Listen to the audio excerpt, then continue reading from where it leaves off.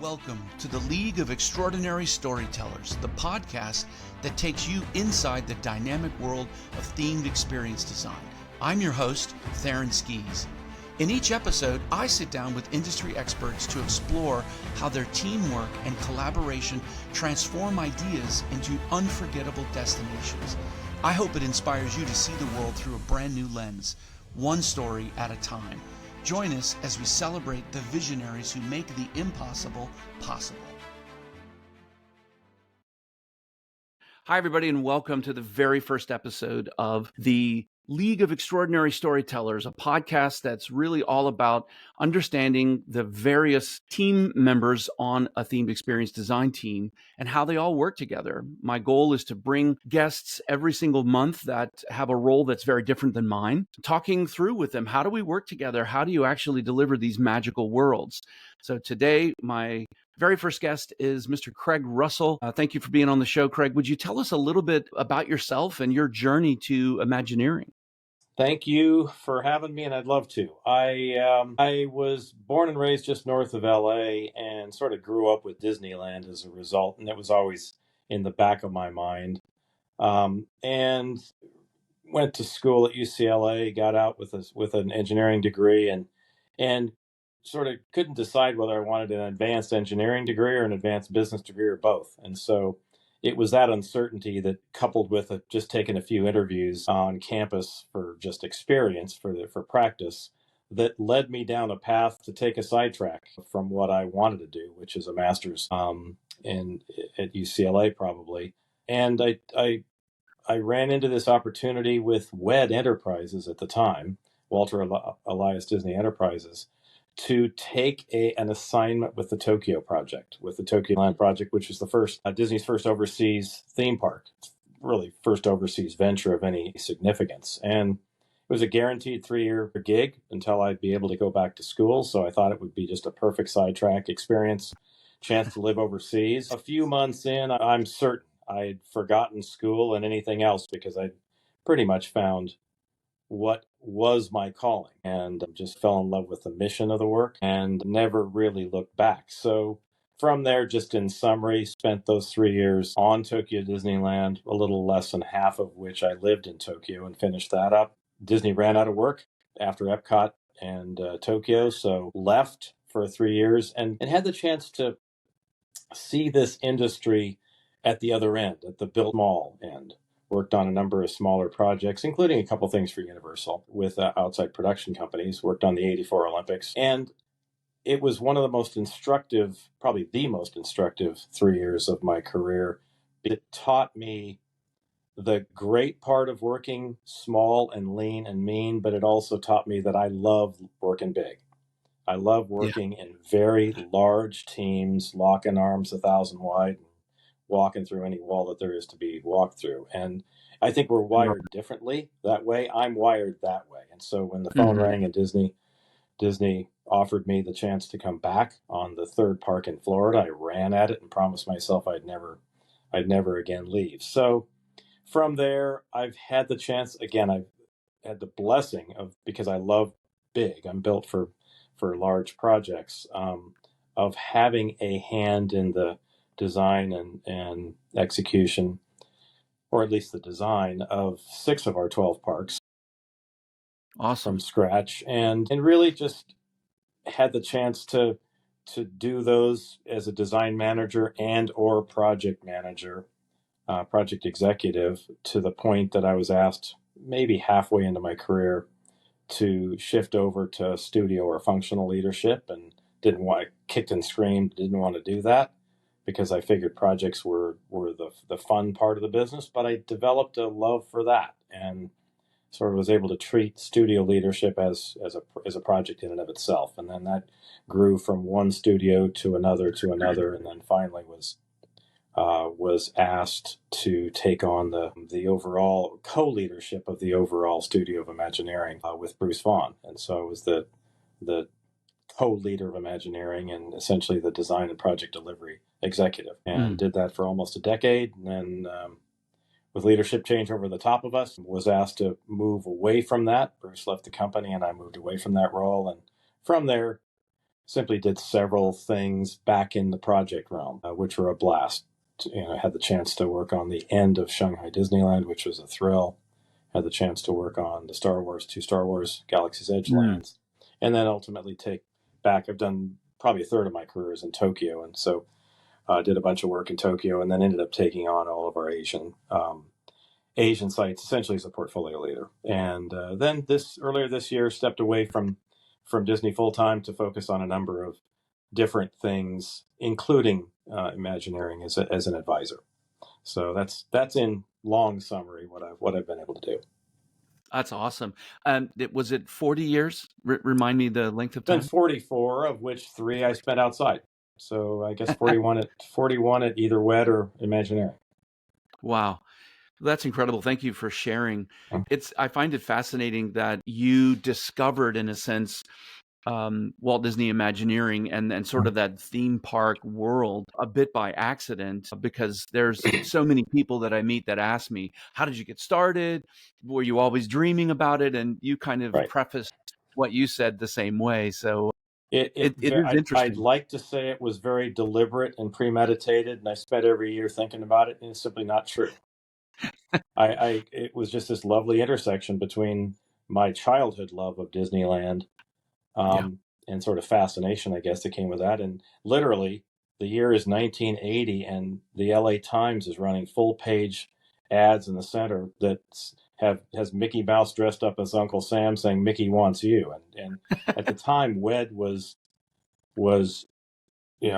expanding immensely from around 500 to around 2,500 people, mostly for Epcot. And Tokyo was this lovely little project way off the grid because the company was overwhelmed by Epcot and we were just off on the sides. A perfect way to learn, a perfect way to work with quite a few of Walt's men and women. I'd like to say I say Walt's guys because they were all men, unfortunately, but at the time, and really learn from a lot of those people. Incredible. Well, I had the pleasure of working with you for, I think, all of those 10 years that you were in co-leadership. I started in 97. No, sorry, 97 was my sort of more full-time work. Got hired full-time in 98 as well. So we had a really nice overlap. That's how we met. And I always found you to be an amazing leader, a great collaborator. And it was extremely enjoyable, the opportunity that we had to work together. And frankly, that's why I invited you to be a contributing author in my book. My book is titled Creating Memorable Worlds, A Journey into Themed Experience Design. And my thinking was really there was nothing on the market, nothing that schools have, frankly, as an approved curriculum. And there wasn't anything out there that was as comprehensive as I was trying to be. So one of the things that I want to lean into is some of the contribution that you made to the book, because I think it was significant what you had to say. One of the things that I really liked is that you emphasized the importance of the design phase in determining project success. And that was one of the areas that you really leaned into. In your view, what are the most common challenges that teams face during the conceptual and design development stages? And what have you seen are the best ways to kind of overcome those? I think the most common, to generalize, the most common mistakes I see are relate to impatience and a lack of focus on design. If you just squint and look at these projects, if you just try to oversimplify them, we ideate, we create an awesome idea that's worth building. We design and we build, if you just want to be really simple. I think that by the way, if I've worked, it was instructive to work outside of Disney because sometimes the ideation failed and you ended up elegantly executing a crappy project, Right. which is really a sin.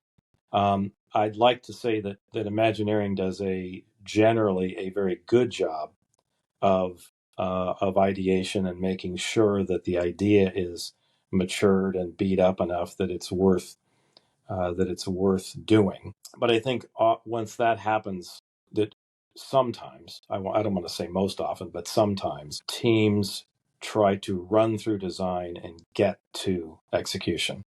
Mm-hmm. And I think that I'm sort of a project manager at heart, and I think my side of the enterprise sometimes is guilty of trying to rush the project, underinvest in design, and Mm. rush the project to the fun part where we get to go to the field and build something and realize it. And there is truly a notion that many of us have, that we blow $4 out of $5 in design. We just find them in construction or in production. Mm.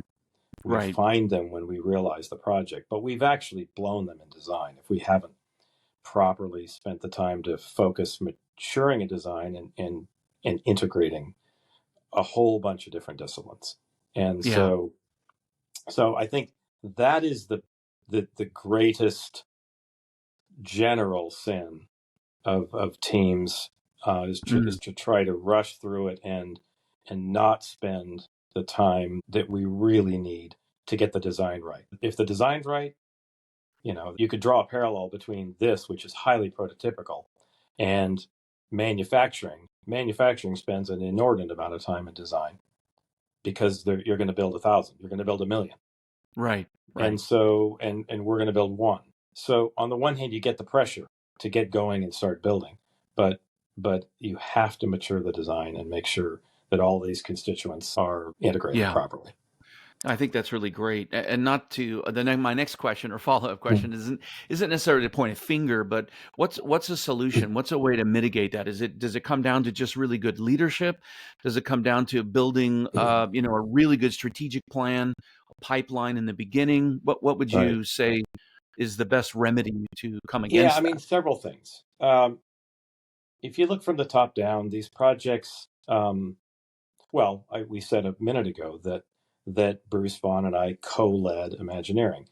Imagineering is a creative enterprise. I believe that that creative enterprises are most often best led by a pair of people who Mm, represent, on the one hand, the idea, and on the other hand, the execution of the idea. And it's that balance and tension that yeah. creates the excellence that we need to achieve. Yeah. If you and what we were able to do in Imagineering is simply mimic that from the top, the two leaders at the top, to two leaders who generally led a portfolio and two leaders who generally led a project, one being from creative and one being from the project management side. So then, to answer your question, I think number one, if those two people are able to clearly invest the team in the mission, Mm, number one. Number two, make clear the sociology that the mission is the first priority.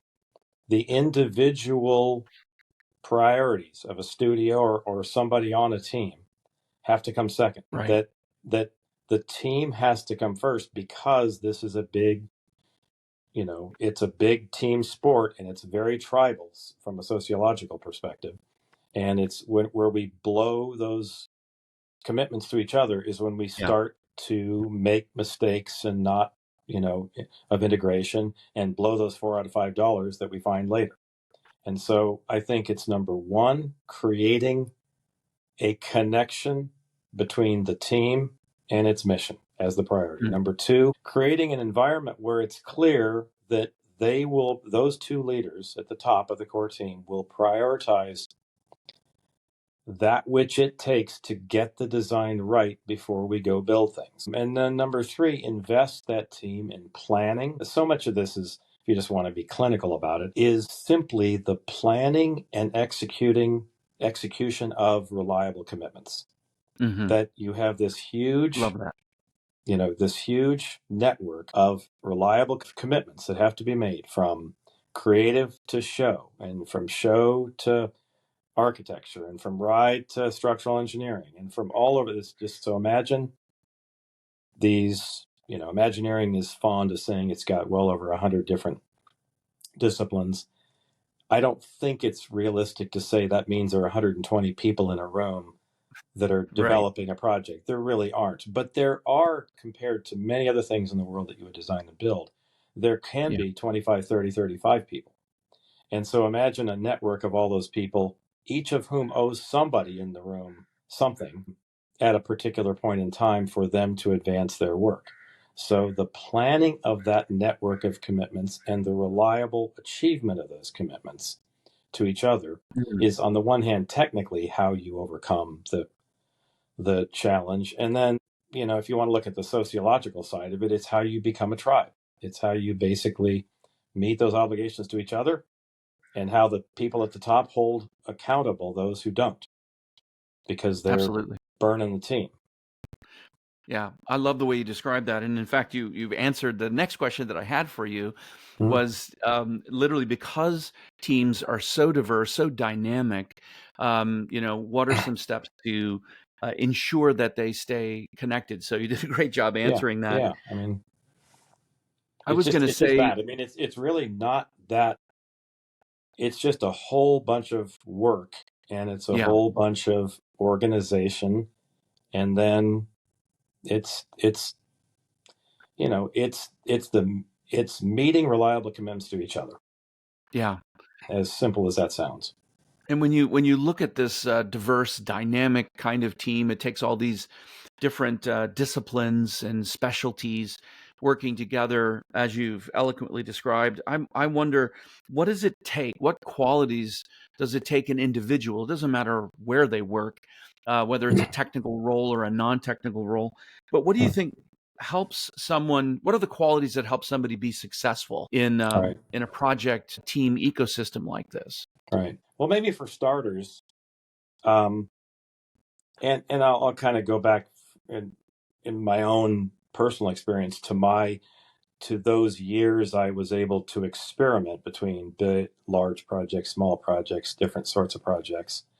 Um, I learned that I'm built for big projects. I'm built for large teams. That's the way I like to work. I'd like to suggest. I suggest to um, to younger folks coming up through school and into this profession, that it's good for them to try to experiment a bit to see if that's the way they're built. Because if for those of Mm, us who are really built to be lone wolves, they're built to be they like individual work, right, they like to be their own boss, et cetera, et cetera. And they don't, because look, there's, you know on a bad day, you get weighed down by all of the so-called bureaucracy of a large right. team. There's just a reality of that. Hard to get around that. And so you have to decide for yourself whether you like whether you love the things that you can achieve with a large team enough that you put up with some of the downsides Yeah. of so many people making so many decisions. You want to run fast, you go alone. You want to run far, you go together. And Mm, so you have to decide that's the way you like to work. And so I think that's the most important, is that this business, and some projects are larger and smaller, so they're not all huge, but this business tends to need people who like to collaborate with larger teams. So nice. that's number Yeah. one. Number two, I think once you get to that point, I think having motives that are trustworthy is really important. Meaning, I I behave on behalf of the team and the mission ahead of my own self-interest, or ahead of the interest Mm, of my studio, my department. I think that's number two, and number three, maybe just the ability to communicate very well and socialize as a tribe. It's yeah. it is a business where people, it's really helpful when people like to socialize with each other. And some people think it's too consuming, because like, God, if too much Disney in my life. But it is a place where it's important to get on with each other Yeah. And enjoy that. So number one, we got to trust each other. Number two, we got to really enjoy spending time with each other because it's time consuming. Mm. You really rely on each other on a team. Yeah. And with all of this challenge that you face, not just budget challenges, schedule challenges, you're trying to design new things, but in this industry, you're always trying to innovate. You're trying to create a first in the world Mm-hmm. experience, and unlike other design disciplines in the rest of the world and other markets, I've always found that there's no design criteria in other design markets that says make an emotional connection with your guest, with your Right. customer. So with all of those challenges and influences, obviously stuff goes wrong. There are challenges. My question to you would be, can you share a story about a time when there was maybe friction between different disciplines and how you help resolve it? You don't have to be specific, obviously, but as you were a leader, how did you help teams overcome that friction and keep it positive? Yeah, I mean, maybe this won't be a big spectacular story, but maybe it makes the point the best. I'll tell a very simple story that happened to me often, and I'll just use a couple of disciplines for as an example. So you get together and you're designing, and the ride guy or lady wants to turn over the design input that they owe the architect or the structural engineer in whatever file format they're designing. They're designing in SolidWorks. They want to turn it over, the trackside equipment, the track supports, blah, blah, blah, in SolidWorks. The architect cannot use SolidWorks to do his or her integration work. So the architect's screaming at the structural or the ride lead, you have to give me this information in something that's, and Mm, obviously the interoperability between some of these platforms does improve over time. So I'm giving you a bit of a historical example, but, sure. and, so you It's basically a real see example. something where these two players are simply not going to get to the point of an effective, you know, coordination between all of the mechanical, the physical aspects of a ride as they have to relate to a building or its structure, and Mm, they're kind of in this standoff between each other because they're both sitting there looking at their own studio related or department related budget, saying, "Hey, buddy, I don't have the money to give this to you in some Navisworks compliant format. So tough." And the other one's saying, well, if you can't, then I can't do anything with it. So you haven't met your obligation. So tough. And right. so, in some form, this happens every day. And so it's the obligation of that team leadership. And this is, I'm fond of the notion that the very best project managers, a lot of people used to, most of the best project managers a long time ago at Imagineering came out of construction. For good Right. reasons, because you spend a whole bunch of time and energy and money when you're in construction. I'm fond of the notion that those people don't have to come out of design per se, but it really helps if they have a design appreciation because again, you spend a lot of time in design and you do blow four out of your $5 then. Mm, And so the solve for that is pretty simple. That ultimately the project manager or maybe the creative producer, the leaders basically have to say, well, we do have money to get this right. So, guys, the best way to get this right is for you, ride lead, to pay your vendor to supply this, additionally to supply this information the way we need it, blah, blah, blah. And here's your money to go do it. Because you can't just allow the team players who may feel that they don't have the latitude pass their own budgets, and so they're sitting there, in a standoff with each other. So, pretty simple example, but I can assure you that this is the kind of thing that happens every day. And if you're a team leader and you let this just manifest, this is when things just really go south. Is when there's a right. preponderance of that friction in the system.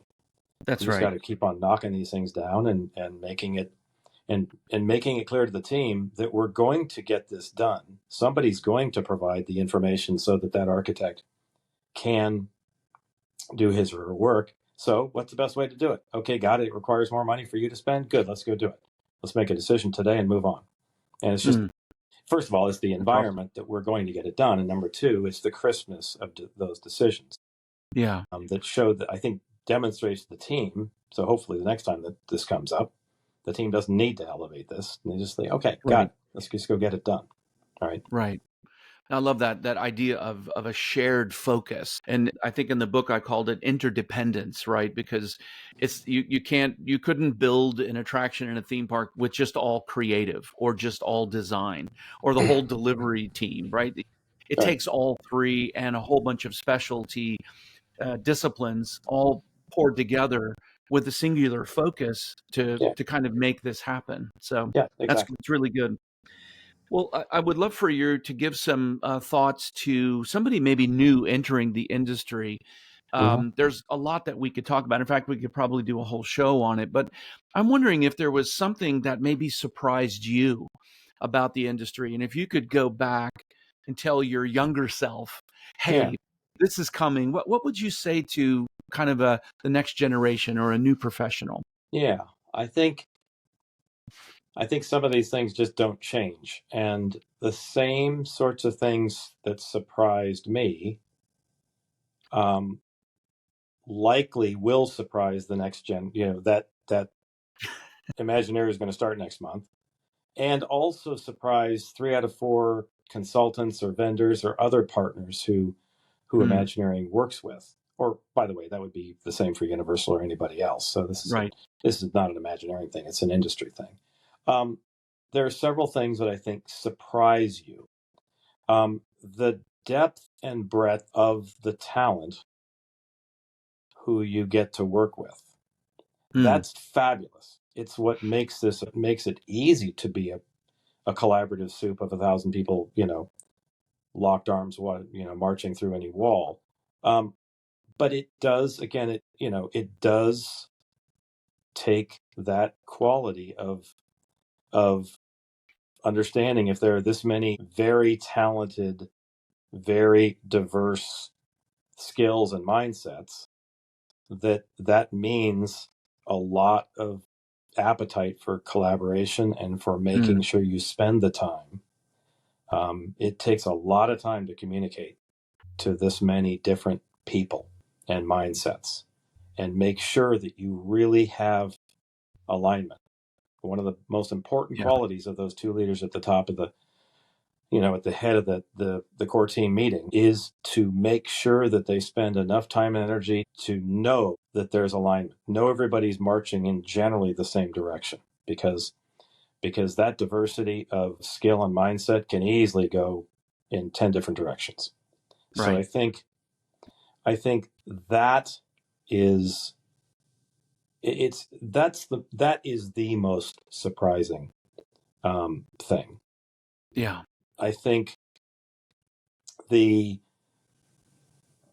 the the fact that I mean, I've talked plenty already about the requirements of establishing yourself as a collaborator. That, Yeah. again, it didn't Critical. surprise me, but the importance of it probably surprised me. And then I think it probably surprised me that um, it's tough. The mission didn't surprise me. The the fact that it takes obsession with the mission to get Mm, these things right. That, mm, and again, I haven't worked in other industries, so I can't really compare it. But this industry requires people who are obsessed with the mission of creating mm. that different planet in the Star Wars, universe, and Right. launching millions of guests into it. And the level of detail that requires, and um, to really immerse people and create those sorts of experiences is, I mean, you walk through Disneyland, you say, well, there's a lot of stuff here. I wonder how this all Right. came to pass. But when you really get into it, I think it's it's not that there are tens of thousands of people who do it. There are hundreds of people who do it together. But the Yeah. obsession that they have to get it right is a bit of a surprise. And for some people, a turnoff because it's time consuming and Yeah. it's project work and it cycles. You and I've done this together a lot. And so you have to, as a career, you have to pick slow times and you have to take those times for yourself, because when it's Yeah. not slow, your obsession with getting it right does take over a bit and it consumes you. And I think that's a surprise. I think some consultants and vendors come in and say, holy cow, you people are crazy. You are obsessed You with never getting stop. this perfect. You never stop. And I think Right. that surprises people. I mean, I think it thrills them when they see it at the end, but I think it surprises many people at going into it. Yeah, a fantastic answer. I just lean into something that you said, which is something that I think was maybe a little bit of a surprise to me. Mhm. And as I really sat down to think about this structure and how would I tell others about it, there's a core group that works for the particular legacy brand, right? Universal Creative, Merlin Entertainment, Mhm. Walt Disney Imagineering, that core group. But I think what a lot of maybe new professionals don't realize is how much is actually consulted out. That could be an individual expert in one particular area. Right. That could be whole companies. To do that. And there's a lot of different strategies that are employed. Some are what you were saying, you're spending $4 of your $5 on design. So if there's any aspect in that design production that can be purchased a little more affordably, then that happens. I wonder if you just take a minute and talk about Mhm. not only we've talked a lot about the complexity of the team itself and Right. the influences and pressures on that team, but now you potentially have a whole nother outer circle, if you Yeah. will, of consultants and specialists that are coming in, and that adds another ring to the circus, wouldn't you Yeah, say? I think that's a really important point. That again, this is not an Imagineering or universal centric answer. These projects take so much resource in so many different areas that Imagineering has the greatest appetite historically for making versus buying that design talent, Mhm. meaning owning it within the company. Others tend to buy out more of that compared to Imagineering. However, Yeah. all of us know that it would be idiotic to try to really go through these big, huge swings and project cycles with just hiring and laying off people at will. Um, every time a huge new theme park or gate level project happens. And Right. so logically, all of us draw our own talent curves internally and then supplement the heck out of that talent with outside people. That's true of designing. That's true of building. Imagine when I first joined WED, I could walk down the middle of the Mapo building on campus, and I could see many aspects of an attraction I was a coordinator for. Not true today. Imagineering builds very little of its own of those shows and rides. Mm. Obviously, it doesn't build the buildings. It builds some, but it does. But it builds far less than it used to, because Yeah. simply at scale with 12 parks and hopefully more coming, you can't afford to do all this yourself. So kind of to your point, it becomes that much more complicated and more important that you take Right. these other companies that, it's one thing. I sort of talked like, well, you have to fight self-interest of department, because mission must come over self-interest of department. When Well, you've got company, it's a whole different story, but you still have to create the sociology and the tribal, the sort of tribal belief system, um, with outside companies, that yeah. the project is more important than, that they have to put those interests aside. And at the same time, they're separate businesses that have to make a profit and sustain Right. themselves. So that means that you, as the owner, have to treat them that way. Like, you can't just discard them and treat them like a commodity. They Right. they are mission critical to your success, and you are mission critical to their success. And so, yeah, it's in a lot of ways it's easier to do it, with people you slap a badge on and are full-time Yeah. employees, even though that can be complicated. Yeah. When you go to outside people who have to have their own business interests at heart, you have to try that much harder to create sustainable win-win environments, Yeah. so that those vendors keep coming back and coming back and coming back, and over time, your learning curve with them stabilizes, their learning curve with you Yeah. stabilize, and That's over ideal. time they start to feel somewhat analogous to your own employees. And that's, to me, the win, when it can work sustainably for both. But it's got to be Absolutely. win-win. It's got to be. And it requires, I mean, it could be a budgetary reason, it could be a resource reason, it Yeah. could be why you would go to the outside and why you would use outside resources outside of the company.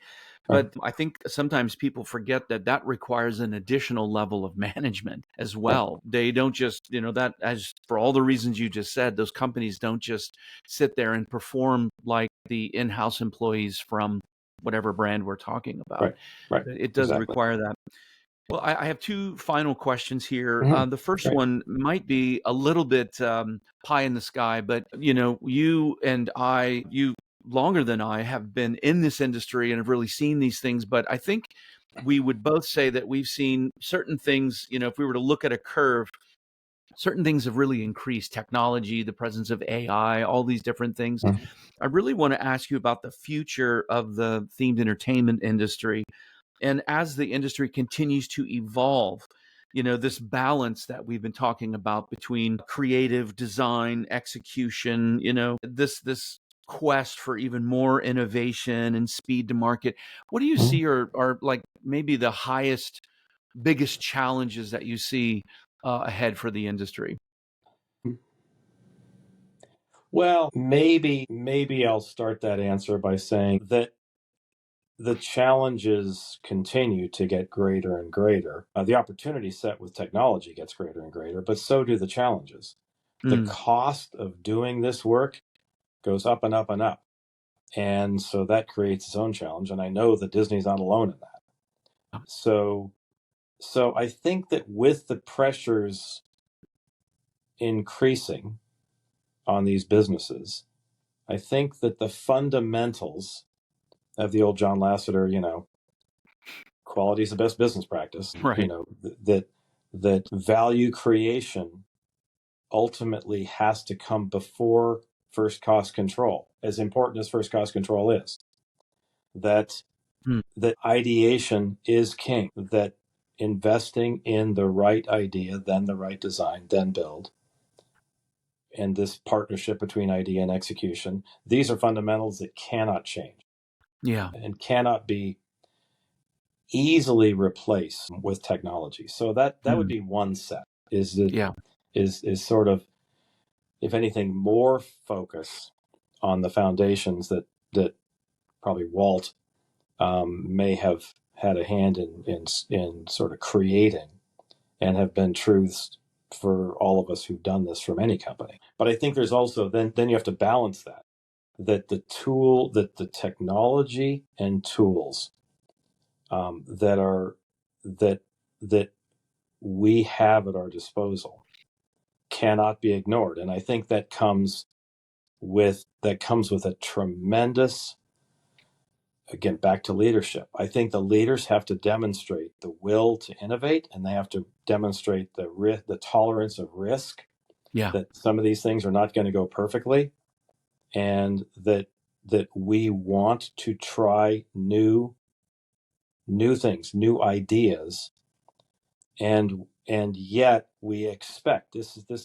now we're going to enter the realm of research and development a bit, and these aren't going to pay off at the same level of certainty, so we're going to need some more contingency in some projects to buffer against that, against our attempts to try to do things differently. I think that will be more and more critical as we go. I mean, we could talk about examples of that, and I think in for I had the chance to lead both the Star Wars lands, and those were an example of a very sort of deep end of the swimming pool innovation on very complicated projects that I think that if I had a role in that, it was certainly not the technical genius, or nowhere near it, but just sort of the creation of an environment where it was A, there was will to innovate, and B, there was a lot of tolerance that things aren't going to go perfectly at every step. And, those projects we developed for not just them, but in that period, very different ways of building, sort of joint venture consortium between designers and builders to create something. And we went very deep in virtual design and construction and said, if it doesn't exist on this 3D model, it doesn't exist. We have to realize the entire thing in the machine before we set out to go build it physically, including, as the technology tools, as you're well aware, allow us to realize a whole bunch of that in time as well, virtually. So we can not only just pre-visualize what the outcome is, we can pre-integrate what the outcome will be. Yeah. And so, as you do these things, you can't expect that they're going to all come out perfect. And so you have to be willing to make big bets and adjust and course correct and let smart people sort of take them in a direction that will propel the business. AI will absolutely be this in spades, but AI will not be the thing that changes this industry overnight. There will be a whole bunch of trial and error, logically. Yeah, it's great. It's funny. I've mentioned to people, in my humble opinion, it's not AI that's going to take people's jobs. It's the people who know how to use the tool of AI that will take people's jobs, right? Right. Yeah. Those people that either don't iterate, learn, evolve quick enough. And one of the things that you said, I just wanted to focus on for our audience, and because I think this is such an important truth, and it applies to clients and brands outside of themed experience design, and that is to get to true innovation, to true first in the world creativity. That client, that leadership team, that C-suite has to enable a level of risk, because innovation doesn't happen outside the bubble of risk. And what we see now so frequently with the various clients that I've had the opportunity to work with since leaving Disney is that they have a tendency to be much more bottom line focused and very, very risk averse, but still desirous from a brand perspective to level up to something that's first in the world, that's truly innovative. And it really feels like these two things are at odds with each other. All right. Absolutely. I mean, it's simply an issue of prioritization, and it's an issue of being clear. I'm either playing the short game or the long game. There's an awesome book that was authored by a guy I have the pleasure of knowing, Simon Sinek, that's called The Infinite Game. That is simply, it's a story about game theory and application of that to business. Not themed entertainment business per se. Right. But I think it asks fantastic questions about whether you as a leader of a business are, whether you have the appetite to take the long view, or whether you're going to continue to take the short view and then, the worst thing I think that leaders can do is say they want, say, I have priorities 1, 2, 3, 4, but they're all priority 1. You simply can't do that to smart people. And I think some leaders are guilty, especially to your point about innovation, that I think many leaders are guilty of taking the short view, and also taking priorities A, B, C, and D and making them all priority 1. And saying I need it all. And having an expectation set, then to go back to a point of innovation, that I expect this, of course I want this new whiz-bang thing and this, that requires this new idea. But I'm not willing to, I have no tolerance for the fact that may cause me short-term harm or risk, right? I'm not going to live with that. And I'm going to see that as a big failure. And so it's just really, really important. Leaders, I think the companies that will do this very well, you'll find that they will be led by people who take the long view and are willing to articulate priorities and live with them. Yeah. And live with the decisions. Yeah, that's really important. Live with those priorities. Yeah. All right, my friend. Last question. We've talked Mhm. about sort of the next generation, the new professionals that are just entering the industry, and Mhm. shared some advice with them.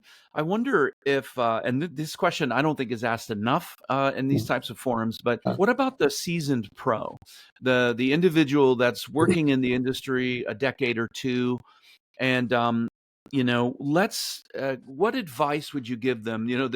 This phrase, since we're both coming out of our experience in Disney, this life after Disney, I'd love mhm. for you to just give a little bit of information about how your skills, the expertise, the things that you learned, the time when you fell on your face and really learned from that those skills are truly applicable not only outside of Disney, but outside of this industry in general. I'd love to talk to that seasoned pro Yeah. and give them that info. Well, so I guess speaking from personal experience, the and in a way, this is a reiteration of a couple things I've said, but I have had the blessing and the privilege of being able to work inside and outside of themed entertainment over the last year, and I intend to do that a bit in the future.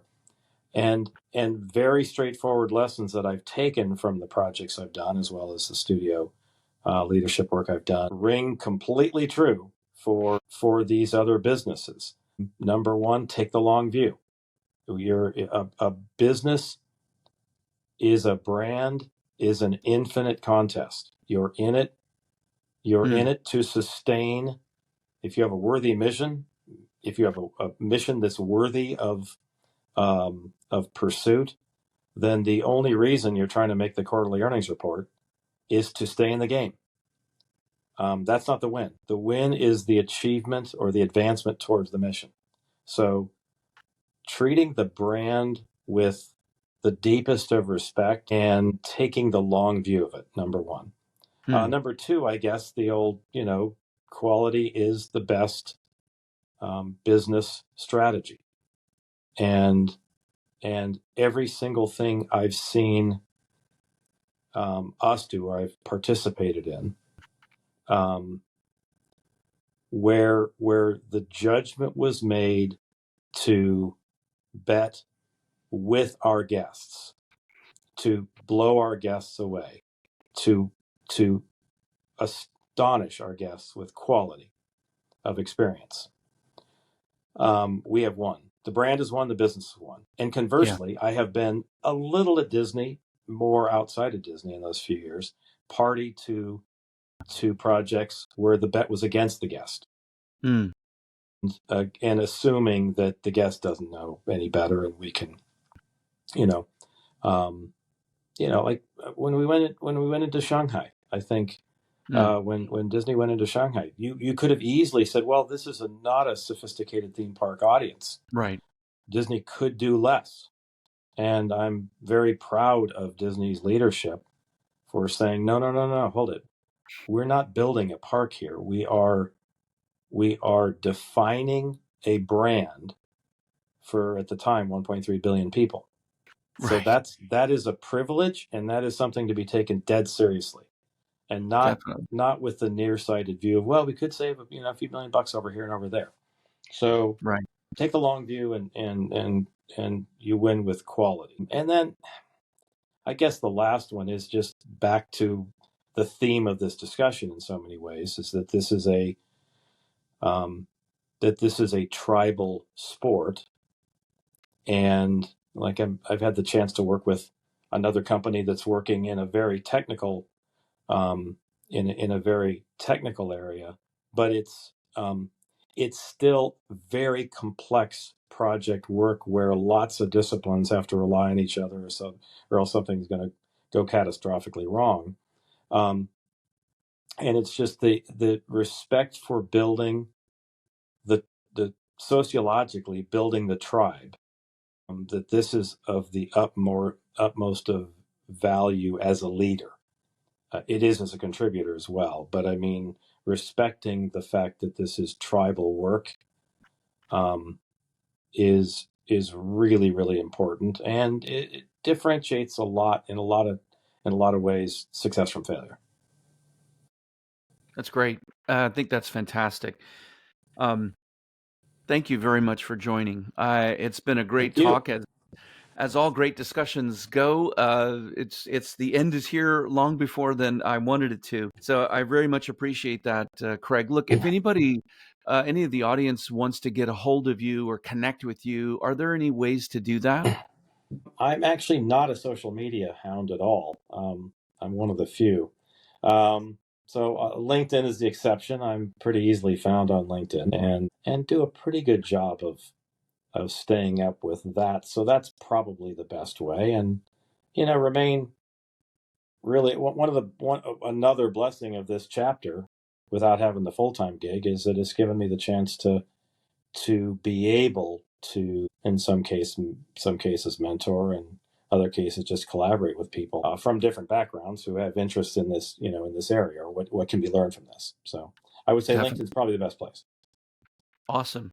Well, thanks again for your time and for joining us in this very first episode. So I'm very excited to Congratulations. get this out. Thank you. And thanks to our audience for joining. And stay tuned for the very next episode that we have coming up next month. And I'm very excited to bring that to you. Thank you.